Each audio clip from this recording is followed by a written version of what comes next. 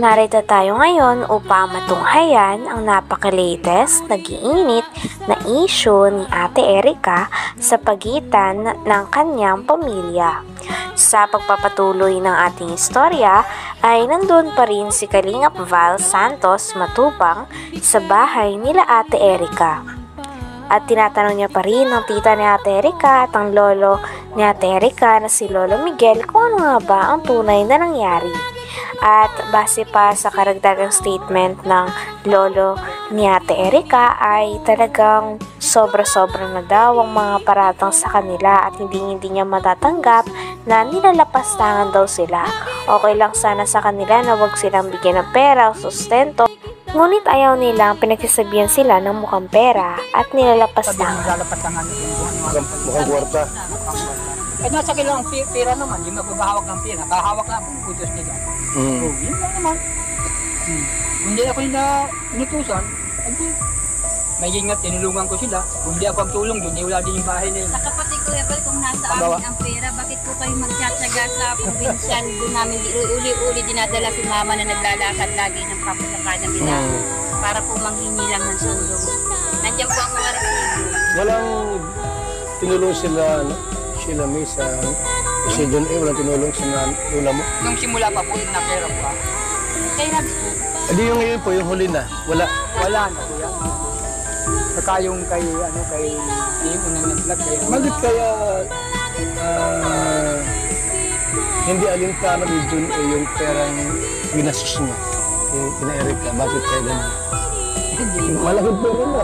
May motor pala. Dagdag pa ng tita ni Ate Erica ay talaga nagulat na nga lang daw sila na may binili daw na lote at bahay pati na rin ng lupa si Ate Sheila May ni Erica at ang kanyang asawa. Sabi pa nga nila ay okay lang naman daw sa kanila na huwag silang tulungan, ngunit ang masama lang at hindi nila matiis ay ang pagpaparinig sa kanila na wala namang katotohanan. Kaya ito daw ang naghudyak sa tita ni Ate Erica na magsalita na at gumawa ng video tungkol sa issue dahil hindi nila makayanan ang mga kahihiyan na pinopost at binabato o pinaparatangan sila ng hindi naman totoo. Ito nga din ang dahilan kung bakit hanggang ngayon ay malaki na ang away sa pagitan ni Ate Erica at ng kanyang pamilya. Kasi talaga si Sheila, hindi po namin alam kung kanino nakapangalan. Yung? Luti. Anong loto? Yun ang gusto ko rin malaman. Alam na natin lahat. Basta po nalaman lang po namin, bumili silang mag-asawa ng bumili sa dati. Pero sinabi itong motor para sa pamilya. Yung tricycle. Saan yung tricycle ngayon? Nino? Si Sheila May. Ilan ba anak ni Sheila May? Isa lang po. Ano trabaho ng asawa niya? Wala po. Wala. Yung magandang buhay ngayon. Sabong-sabong lang yun. Pag may sabungan niya, kalabas na yun. Pag may sabong nilait, lulukoy yung asawa. Kaya mga masama-sana. Silang gumamit sa private motor yun? Private na tricycle? Pinan daw po yun. Kinunan ng prangkisa. Saan? Mga po kung totoo at Ang permis. uuwi dito. Pag uuwi dito, may kapal. yung number. Isa pa sa mga hinain nito ay ang mga pera daw at mga pinamimigay na dapat sana ay para sa buong pamilya ay inaangkin daw ni Ate Erica at ng kanyang ate pati ng asawa ng kanyang ate. Katulad na lamang ng binigay ni Sir John A na tricycle na pang pamilya ay si Ate Erica at ang ate niya lang daw ang nakikinabang. Dahil simula nang umalis sila ay hindi na sila nagparamdam at ni isang anino sa bahay nila dati ay hindi na nakikita. Talagang tuluyan na nga na iniwan ni Ate Erica at kinalimutan na lang ang kanyang lola at lola na nagpalaki sa kanilang dalawa ng kanyang ate. Kaya ito din ang hindi makakayanan ni Lolo Miguel dahil marami pa silang mga masasamang bagay na sinasabi at binabatos sa mga tao na nag-aruga, nagpaaral at nagpalaki sa kanilang dalawa ng kanyang ate. Pag uuwi dito, may kapal. yung number. Ang prangkisa tayo, alam mo magkano? 300,000. Parang isang yun, ang ginagawa ko pagka-piki yun. Gawa ng pag-uwi dito, tatapalan ng papel. Punta doon, lulubay siguro asawa, mga masada, tatanggal. Hindi naman po sila masadap ito sa amin. Kung ano ba, nagugulat na lang po kami na may tricycle na. Nagulat po kami, may motor na. Nalaman na lang po namin, may lote na po sa daet. Wala naman pong ano sa amin sila na, o tita, lula, ganito po nito. Sila lang po. Ang nakakaalam sa lahat ng transaksyon. Sila lang. Okay. Basta po pagdating ng kapatid niyo, kasama. Parang na-leave behind kayo hindi kayo inaalala. Hindi bali wala po sa dahil naman ako sa gatong hirap. Ayun po, basta sa taga ko tatambungan. Wag lang yung pabitangan kayo. Huwag lang kayo sasabihan ng ganyan. Marasa po. Tapos alam. Pinaparatangan din si Lolo Miguel na siya daw ang kumukuha ng pera dahil siya daw ang inuutusan o pinapakiusapan na bumili ng mga gamit sa loob ng bahay na pinagawa ni Sir Jun A para kay Ate Erica sa kanyang pamilya. Ngunit kiit naman ni Lolo Miguel ay wala naman daw napupunta sa kanya sapagkat pinapabili lang daw siya, at kapag pinabili daw siya ng gamit ay binibili niya naman daw talaga ng walang labis at walang kulang. Talagang ang source ng pera ay nanggagaling kay Sheila May na Ate Erica dahil sa kanya daw nagpapadala at siya ang kumakausap kay Sir Jun A.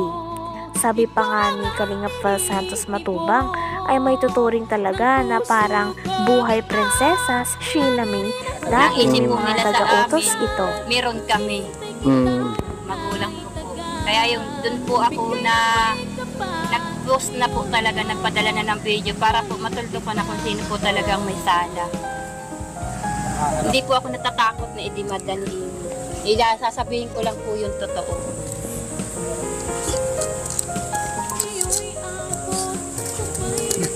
Ano mensahe mo tayo kay Ini Torres tay? Kung ipinig mo yun. Ini Torres, yung kung naradinig mo ako, ay huwag kang magparahambog at walang katotohanan yan. Sino ba ikaw? Hindi kita kakilalang tao. Ba't papasok ka sa pamilya namin? Naiintindihan mo kung sino nagpalaki sa dalawang yun. Pinalaki mo ba yun? O ikaw ang nagpa-eskwela? Yun lang, yun ang mensahe ko sa iyo. Kaya ate, ano mensahe mo kay Ini Torres? At marami ito babanta sa iyo. Yun po, galit po sila sa akin dahil kasi dati po nag-post po ako noon sa Ayon pa sa kwento ng tita ni Ate Erica ay si Ate Erica daw ay may ate na nagngangalang Sheila May at may asawa din ito. Ang asawa naman ito ay sabongero daw, sabi ni Lolo Miguel, at medyo natawa pa nga si Lolo Miguel na kinikwento ito. May isa din daw anak, si Sheila May at ang kanyang asawa. Si Ate Erica naman ay dumidepende nga daw sa kanyang ate, kaya nahahawaan na daw si Ate Erica na ugali ng kanyang ate na hindi naman nagugustuhan ni Lolo Miguel.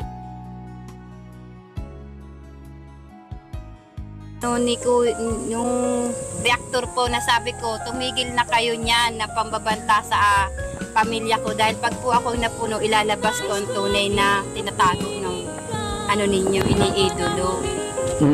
Pero hindi pa rin kayo tumigil, kaya ako nag-post na para huminto na lang ang ginagawa sa akin.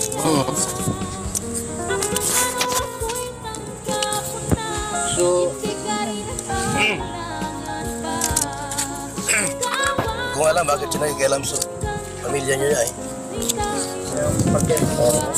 pag-asaan niya. Pinapalabas ko kasi niya lagi, Kuya Val, si Erica. Ganda ang pakisama namin, maayos pa daw po kami.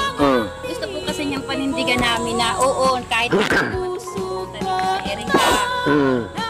Nagbibigay daw po sa amin ng sustento si Erica. Gusto po nila Hindi naman. kahit hindi naman. Nasa totoo lang naman po ako, kaya po ako nagsasalita ng ganito.